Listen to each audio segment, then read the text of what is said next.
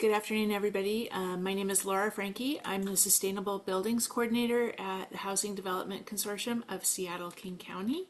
We are very excited to be joined by representatives from King County today to share with us upcoming programs that they are launching actively as we speak. I'm going to let them introduce themselves and share about their programs. And without further ado, I'll turn it over to Riley Lynch. Awesome. Thank you so much, Laura. And thank you all for being here today. I really hope that you did grab your lunches and are eating behind those cameras, because that's the best way to do a lunchtime meeting, which I always seem to be presenting in. My name's Riley Lynch. I'm the Multifamily Buildings Decarbonization Program Manager here at the King County Executive Climate Office. And I am here today to present to you on a new program that we have launching in about 2 weeks, which is the Energize Multifamily Homes Program. And I'm going to go ahead and prepare my slides to share. But Ross, while I'm doing that, if you would like to introduce yourself and kind of daylight what you might be presenting toward the end of this presentation, please feel free. Sure. Thanks, Riley. So my name is Ross Freeman. I am also in the Executive Climate Office at King County. My role is EV Program Manager, and what that looks like on the ground is I work a lot on enhancing access to public electric vehicle charging, and often pursuing grants or policy that forwards that mission. And I'll be sharing some information today about a new Washington Department of Commerce grant that is aimed at installing electric vehicle chargers in multifamily residential settings. Awesome. All right. Now, can you see my slide deck? Awesome. Okay. Let me make sure I can see all of you folks. And we will go ahead and get started. Okay, so as I mentioned, we are going to be talking first about the Energize Multifamily Homes Program, which is a program directly out of the King County Executive Climate Office, where we plan to invest in creating more healthy and resilient affordable housing in the Puget Sound region. So before we get started, I am hoping this will be the only time that I will ask for your active participation. If folks would be willing to fill out this quick poll to tell us who you are and how you engage with the affordable housing space so that we know who we're chatting with. You can either scan the code on the screen, or I just put a link in the chat for you to take a couple of moments to fill it out. And no name or sign up should be required. We just want to get a bit of a better sense so that we're tailoring things correctly.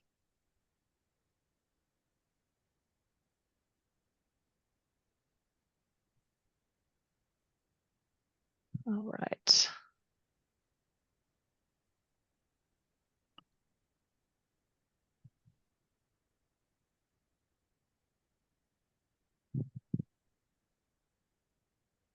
All right. No worries, David.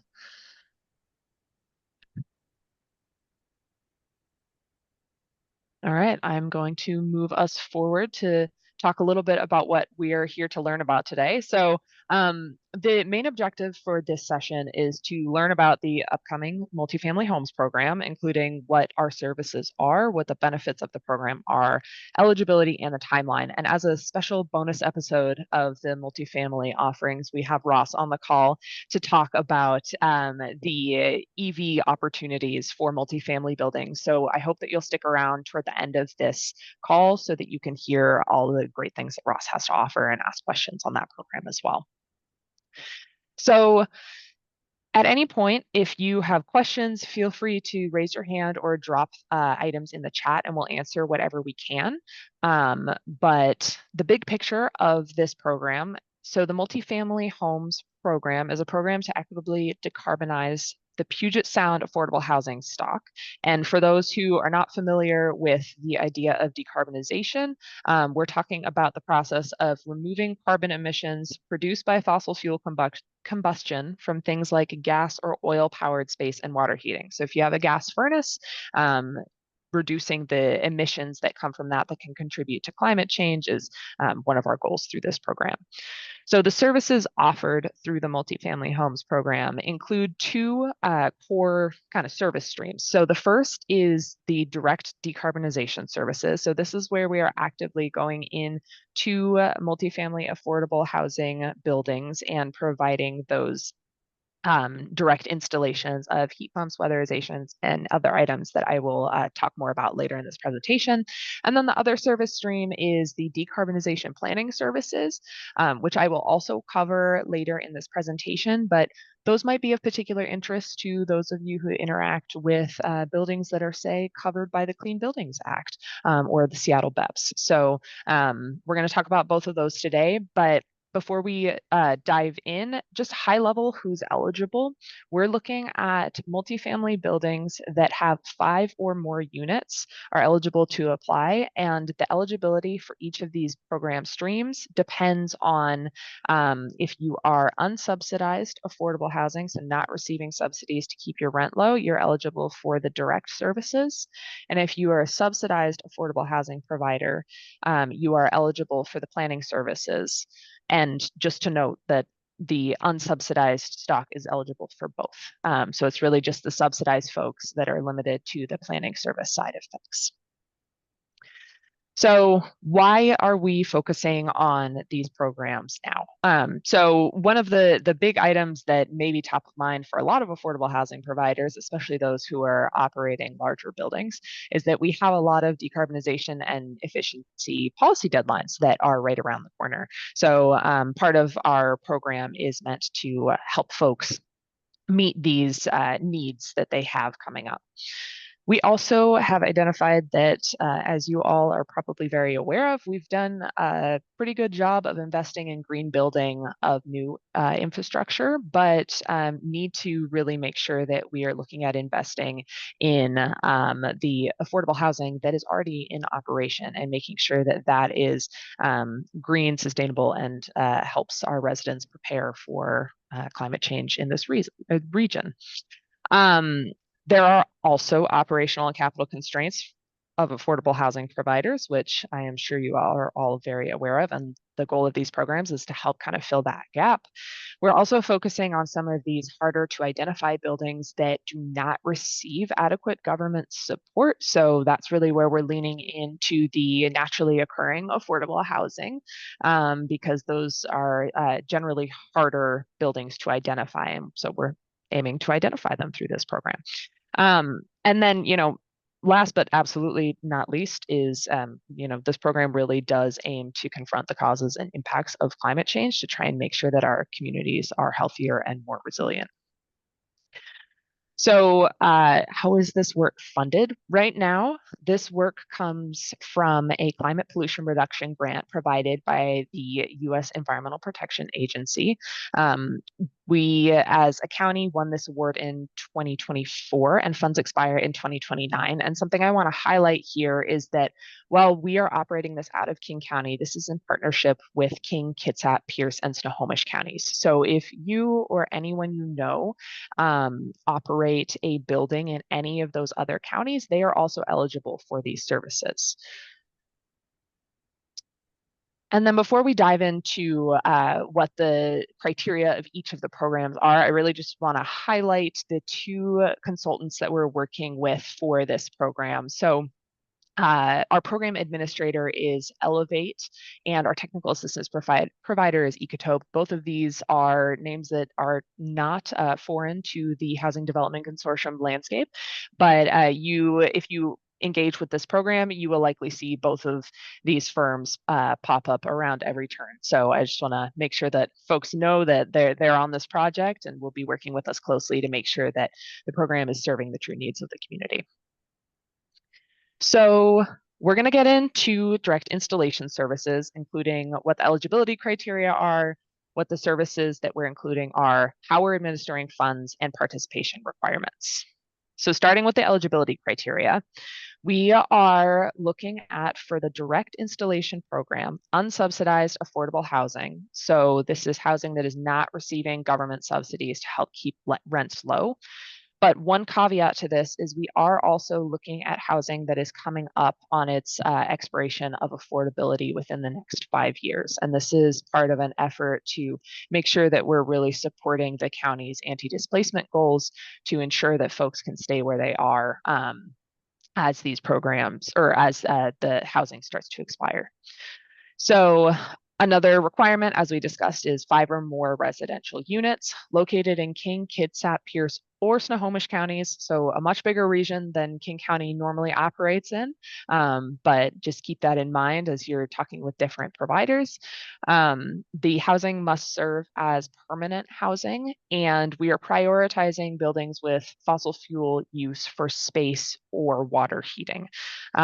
So, we anticipate that there will be enough need for these buildings that are on fossil fuels to be able to use this funding, but we are making sure to kind of keep things flexible in case that we find that there's a lot of electric resistance heating out there that needs to be invested in. So the services that we're including in this program include heat pumps, which heat pumps are a highly efficient electric way of heating and cooling buildings. You've probably heard a lot about heat pumps, especially if you interact with our office or with the Decarbonize Affordable Housing Now program or any of the HDC sustainable buildings work. We're also looking at heat pump water heater installation, which is similar technology, but instead of for space heating, it's for water heating.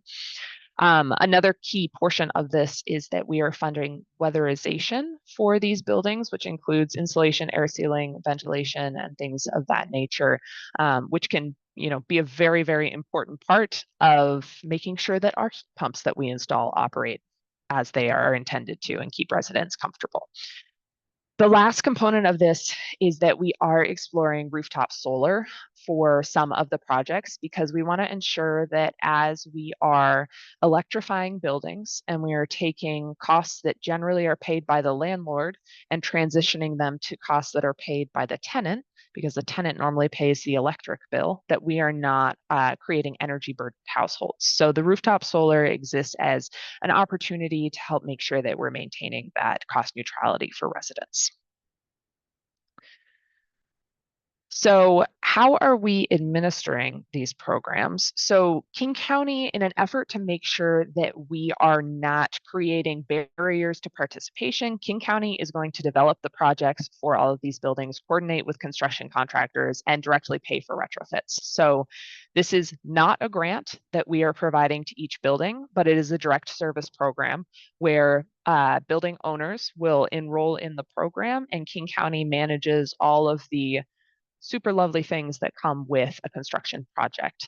Project participants are responsible for helping to coordinate schedules and approving project services that are going to be installed in their building and coordinate it with tenants as needed. But really the goal is to make sure that buildings that already have pretty low capacity are not taking away more of that capacity to focus on a project like this, but instead having King County come in and supplement their capacity to make sure that these projects can continue forward.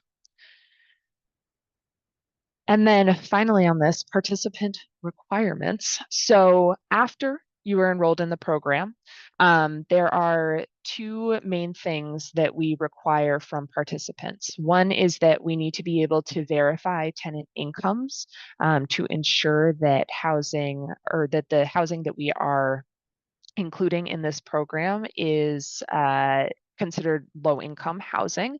And the reason why this is important is because we're looking at that unsubsidized affordable housing stock, and they generally don't have affordability requirements at the time of rental. So King County is going to work to manage the income verification process that each owner must ensure that their building meets in order to participate in this program. Another key component of this program is that we will be recording an affordability covenant for units that receive services. So this is, again, as part of our efforts to extend the affordability for folks living in these units, ensuring that the investments provided by this program don't inadvertently raise costs. Okay, before I get into the planning services side of things, I want to just do a quick pulse check and just make sure that there aren't any questions out in the world that you want me to answer specifically about these programs. I can't answer all the questions in the world, but making sure that I didn't run by anything too quickly.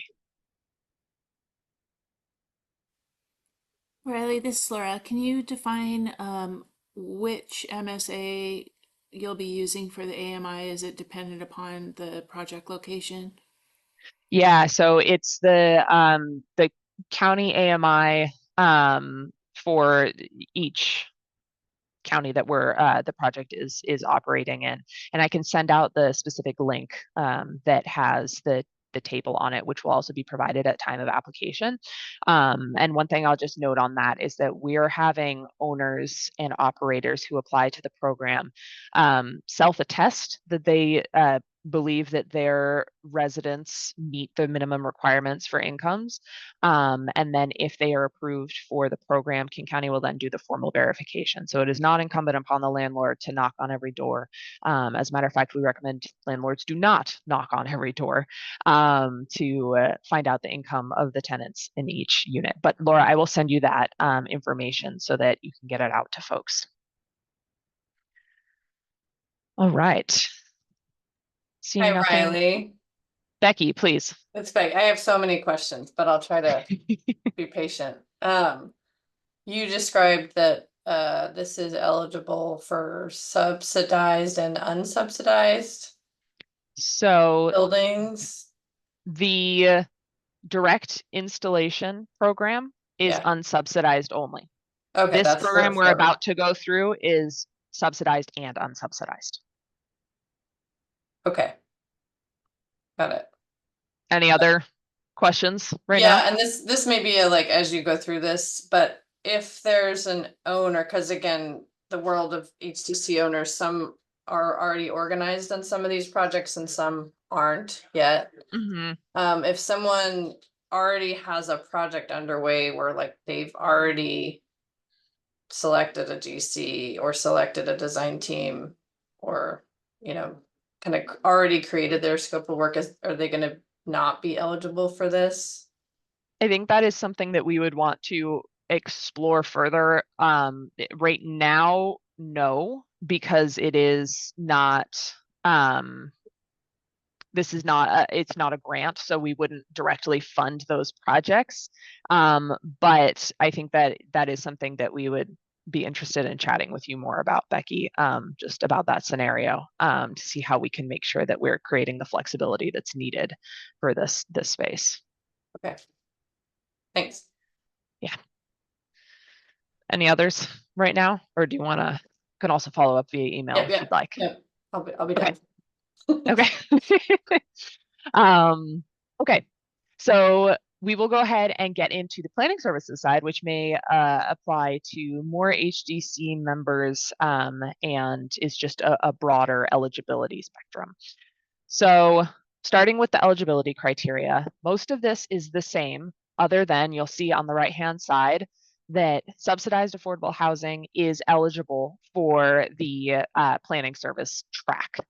We also, it's not an eligibility requirement that buildings be over 20,000 square feet, but we are prioritizing for this program buildings that are over 20,000 square feet because they do have the compliance requirements with the state and if within the city of Seattle, the Seattle BEPS. So we want to make sure that those owners have the access to benchmarking services, which are coming up in our included services.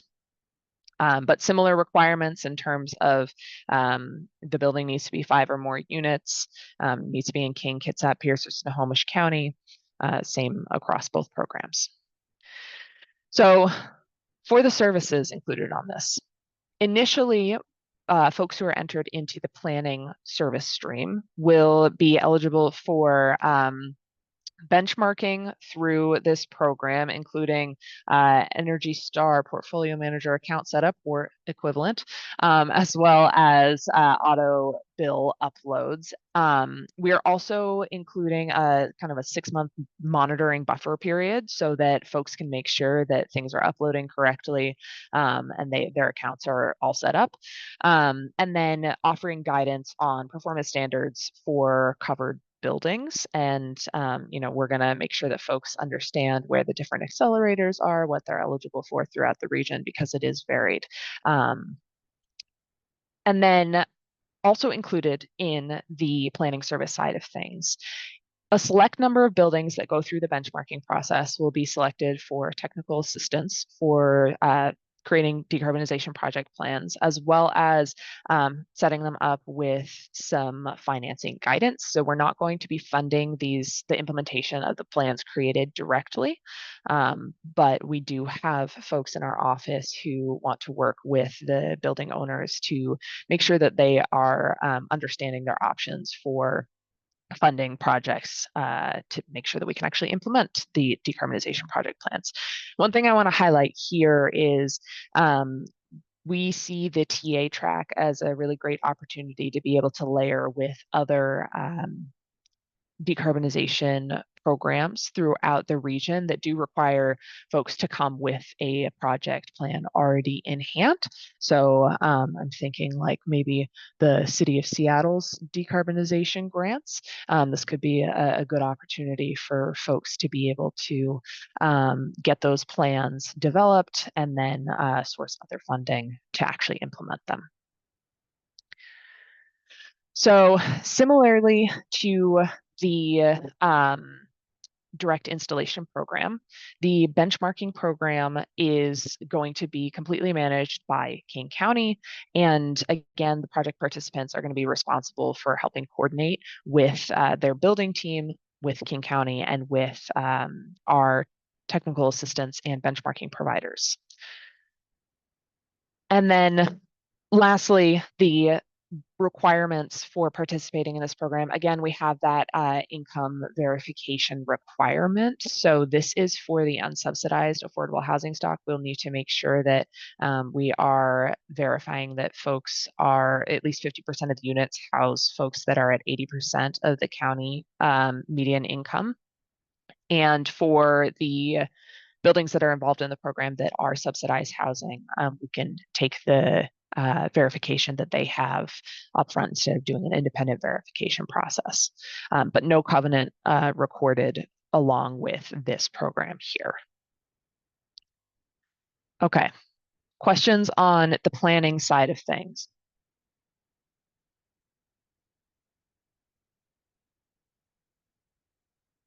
Okay. All right. So just a quick timeline overview. So on November 10th, we are going to open our applications for folks to be able to submit their buildings. The goal of these applications is that they are going to require very little narrative response and are going to mostly be about what systems are existing in the buildings. And we'll talk a little bit about what the prep for filling out one of these applications might look like. In December, as well as late November, we're going to be hosting application workshops so that folks can learn more about the application, ask questions about how to fill it out. January 23rd is when we anticipate evaluating applications. This is not a hard deadline, but we really do encourage folks to submit their applications by January 23rd in order to have the best chance of receiving funding. February through March is when we are going to notify folks that they have been selected, perform the income verification process, site evaluations, and then in April, we will begin our projects. So in terms of getting folks ready, whether it be yourself or your clients, we want to make sure that building owners and operators know that this opportunity is coming up. We've done a lot of work to reach out to these different communities across the region, but I would really appreciate if folks in this room, if you have contacts at some of these different affordable housing providers, please feel free to let them know that on November 10th, there is an application that is opening, and I will send you materials that you can use to send out to folks as well. We encourage building owners and operators to inventory their existing systems and their fuel sources so that they understand how their building is operating, what it's operating on, as that's a big portion of our application is just understanding what systems are within the building. We also encourage folks to review rental records and learn more about the tenant incomes in the household, but really do not encourage folks to go source that information directly at the door with their tenants. We want to make sure that tenants feel safe and protected throughout the entire process. And it's very common that rental applications will have family income, and I think that can be a pretty good proxy for self-attestation of eligibility for this program. If you or someone you're working with has more than one building, we encourage folks to prioritize which buildings you want to submit for an application, as we intend to only award one application per owner.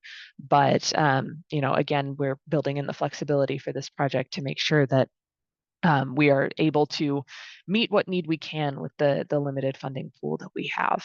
And then again, just making sure that folks are attending application workshops in November or December, where we'll talk a little bit more in depth about what's actually in the application, how to fill it out, and make sure that folks get their questions answered. Before we end, I do just want to make sure that I'm putting a very clear point on that we are not requiring folks to come with project plans ready to implement at time of application. So we are anticipating that this is going to be a lower lift application, but it's a little bit different from a lot of the decarb programs that are out there. So want to make sure that folks are aware that we are operating this a bit differently.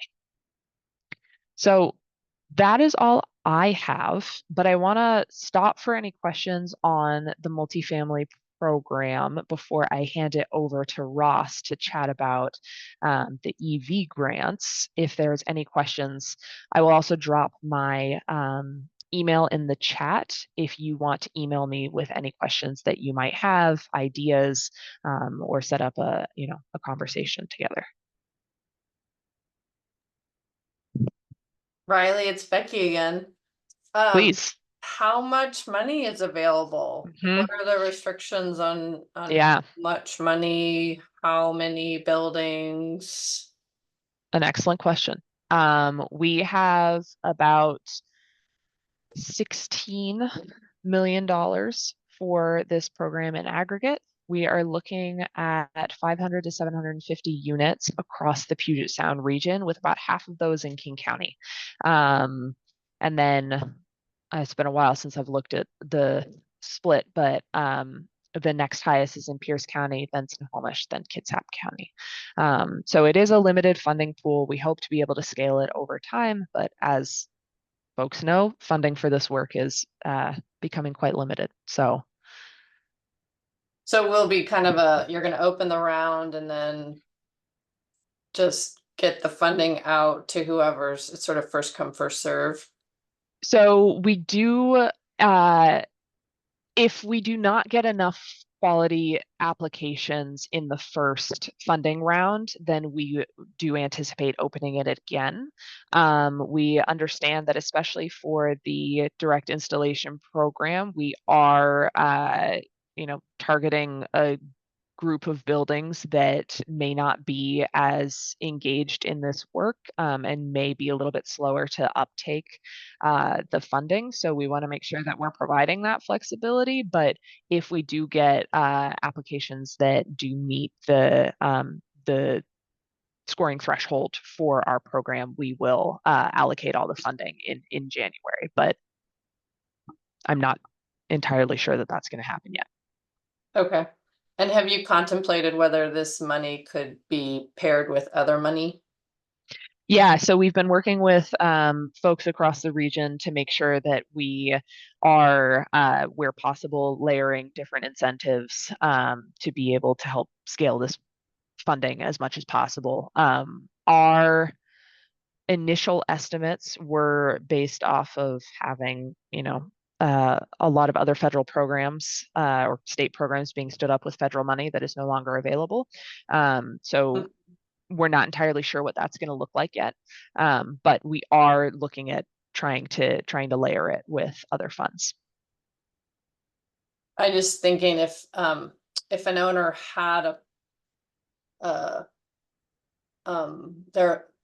like a grant or a loan available to support this work, Mm-hmm. because these are existing buildings, so whether like they had existing, they were refinancing debt or they had a new funding source,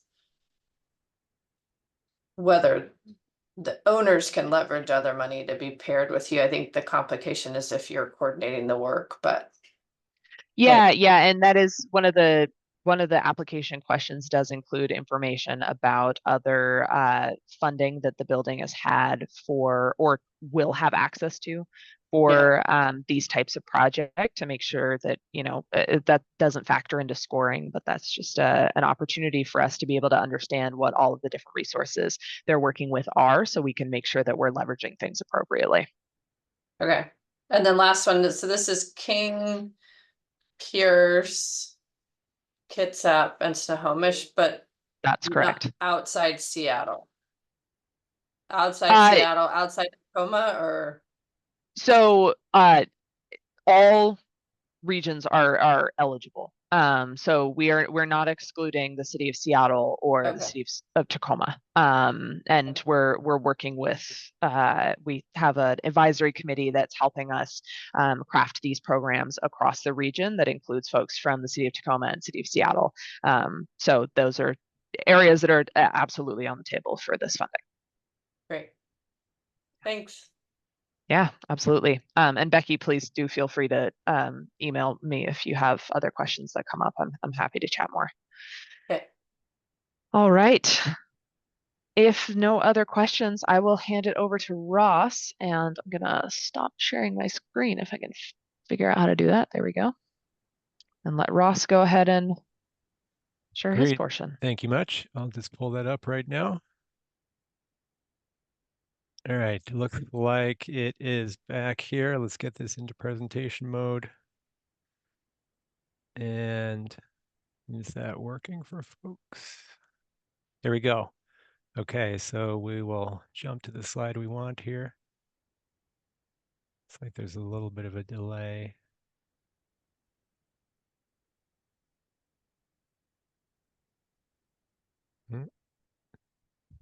Get it to wake up. All right, well, we'll just advance through them. That's the other way to do it. Okay. Perfect. Well, thanks, Riley.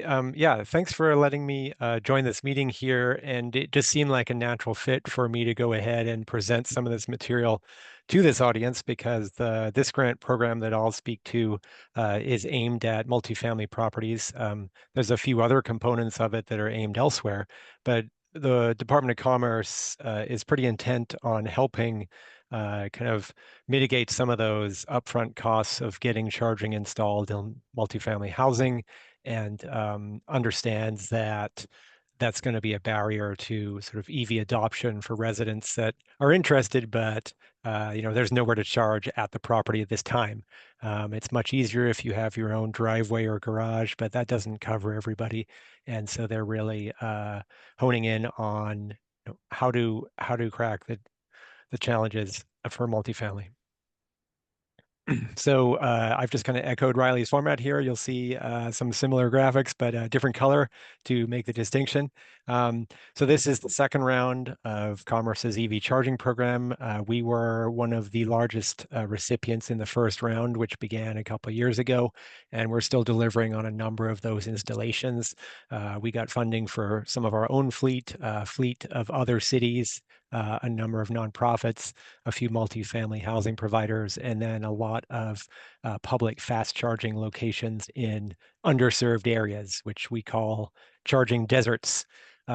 So This second round has a lot of the same characteristics. It's intended to help electrify transportation, reduce emissions, and the part we're honing in on today is the 6 million that is allocated to multifamily properties. And this does cover the EV chargers themselves, as well as the related infrastructure, wiring, concrete, asphalt, conduit, the installers, you name it, lighting, security, covers all the ancillary components. Who's eligible? Nonprofit housing organizations can apply directly this time, but any private for-profit housing has to apply under somebody else's umbrella. So that would be somebody like King County. And so this, part of our agenda right now is to kind of take a temperature, see who's interested in this. If there are folks that want to apply on their own and are eligible, we can help people navigate the process. Yeah, Riley. Sorry, I'm not sure that we're able to see which slide you're Oh, on. you're We're still not. on the title slide. Oh, very odd. It is advanced for me. That's unfortunate. Let's go ahead and I'll stop sharing and pull it up again. Maybe there's a share problem here.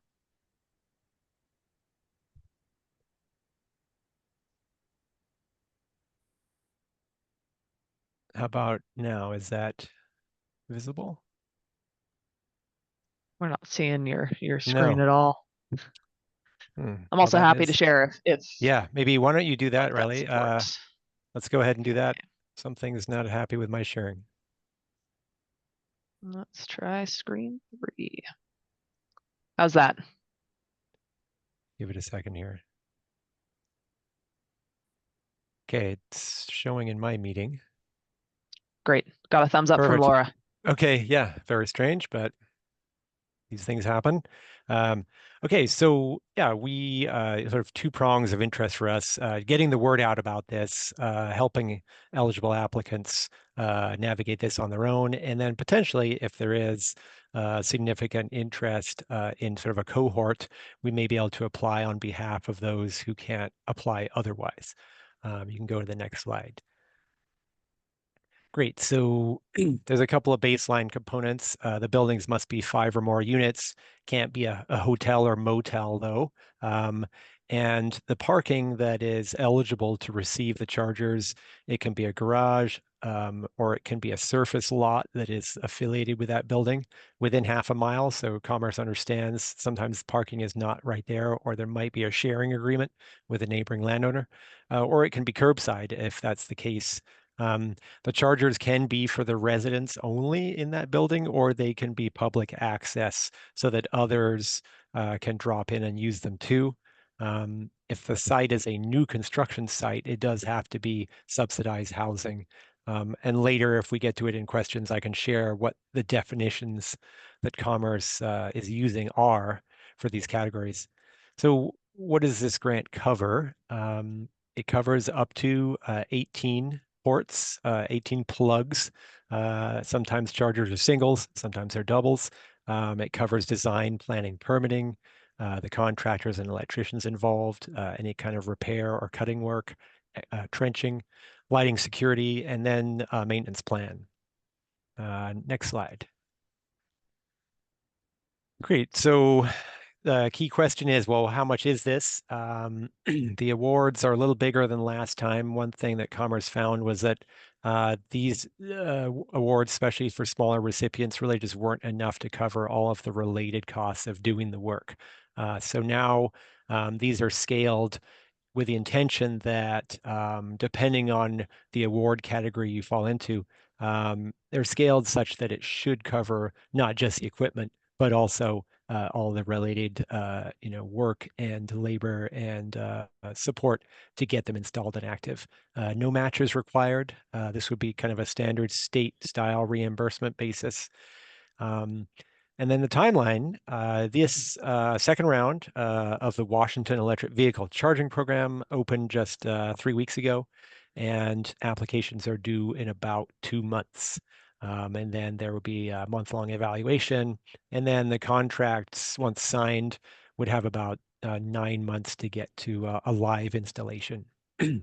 Um, of interest to this group, perhaps, is that the evaluation of the applications, there's an online mapping tool where you can go enter an address and get a a ballpark figure of just, well, how well does this score off the cuff?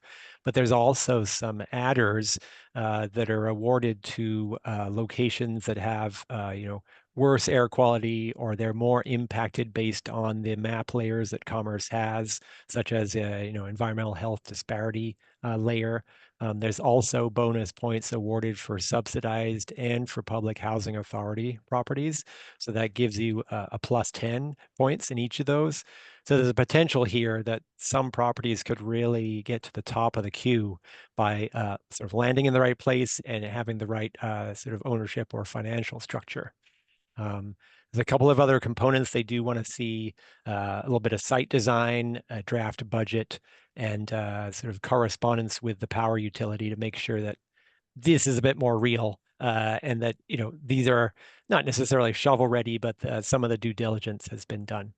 So yeah, the next steps for you all would be just looking to see if you fit that basic eligibility, and then you can generate just a list of addresses that might be of interest, and can either go on to Commerce's map yourself, or if you want to reach out to us, we can help folks check just what their estimated score might be based on that address and based on the ownership structure of the property. And if there are sites that score pretty well, it will help if there is a component this time of Commerce wanting to know, well, do you have local support? Are, our neighbors interested? Are residents interested? Do you have any input from an electrician to know whether you've already got capacity? Some buildings do, some will need a retrofit, some will need a new transformer. And that's sometimes where the conversation stops, because that gets quite expensive.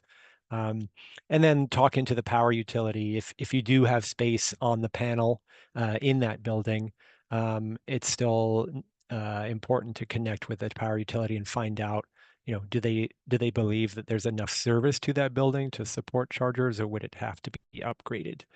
And then you can go to the next slide, Riley.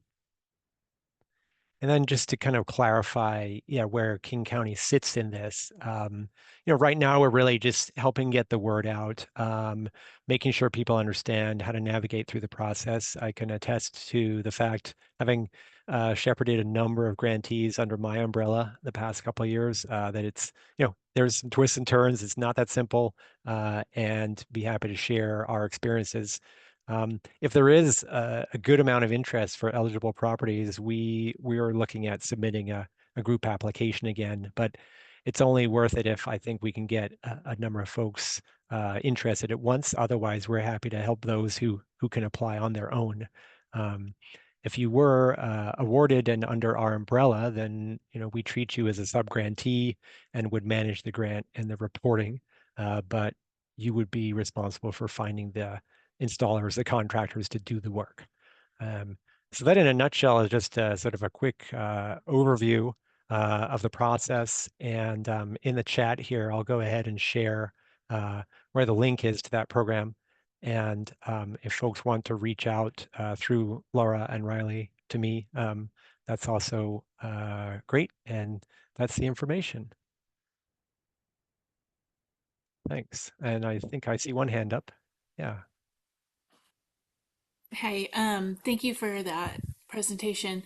If we were to perhaps assemble a group, would there possibly be King County support similar to the multifamily program where you serve as the developer so that the individual property owners don't have to go out and find the contractors that are available to do this work? Could there be some economies of scale in supporting that, or is that not Um, allowed? it's potential. We haven't structured it that way before. I would want to check with Commerce. I have heard through the grapevine that I think there's a few locations where that did happen, and that somebody aggregated properties, found an installer who was going to do all the work at all the locations, and then manage that process. Sort of. through their commerce grant. Yeah, we didn't structure it that way, but as far as I know, that should be allowed this round. So that's a great question. I'm happy to, make sure that that is true, that commerce would allow it this time. Yeah, and I don't have feedback from any members as to whether that would be a desired way or not, but Hmm. it seemed like it might help. Well, The I other think it's question a I good idea. have, Yeah, it's a good idea. uh, the other question I have, and I don't know if this has come up, and it might just be me coming from the private sector in the past, but is there an opportunity or possibility or allowance for property owners to charge for the charging? So could it potentially be a revenue item to the But yeah, extent that it's in a public space? yes, absolutely. Sorry, I didn't cover some of those nuts and bolts, but yes, these there's no requirement that these be free to any user, and the recipient of the grant can charge whatever rate they feel is suitable for their market. So yeah, there's no constraint on what that looks like once they're operational. Commerce does want to know what sort of annual usage is, and there's a reporting requirement. But other than that, they're staying detached from kind of the revenue side of it. Yeah, Thank you. yeah, great question. Yeah, any other questions? Would be happy to take those, and I'm just going to put the link here in the chat.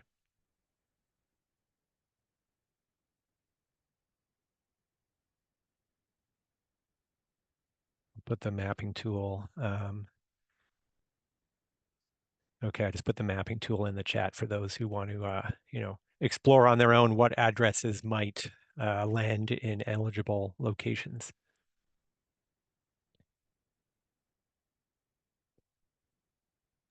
And Laura, I just want to check in with you. Are you able to send out slides and information to folks after this?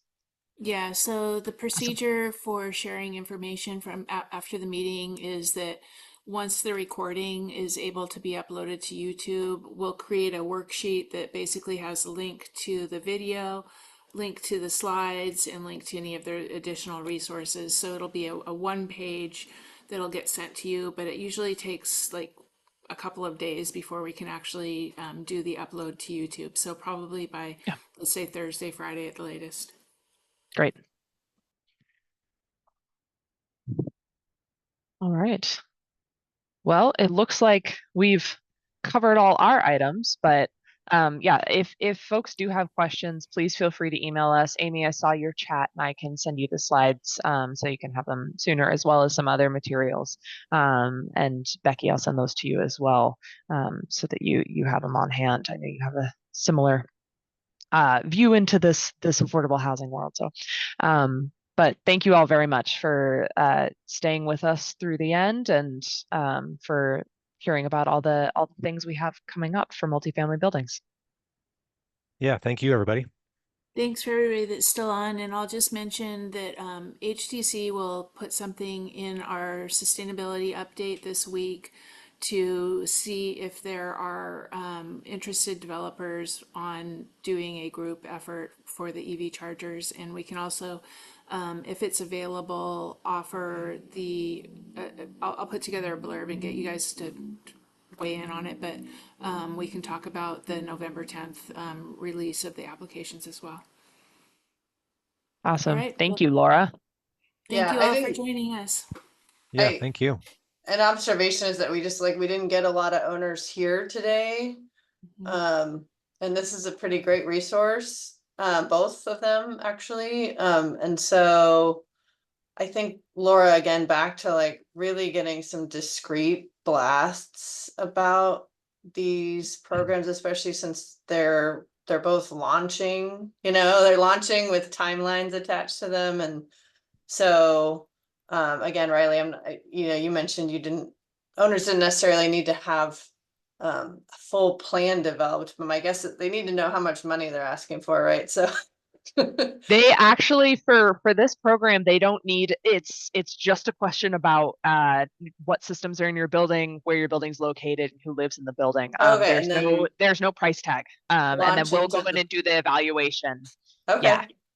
Yeah, so that's, I mean, again, that's great. So but yeah, I think since it's, again, all different owners are at different stages, and none of that, like very few are here, just to Yeah. knowing, there's the two other consortiums in Snohomish and Pierce, so making sure to coordinate with those folks. And Mhm. yeah, I think the more you can develop like a real discreet blast that goes out, social media and email would be great. Because yeah, the I don't know, for some reason people aren't able to come at these lunch things, and Mhm. it's a little disappointing.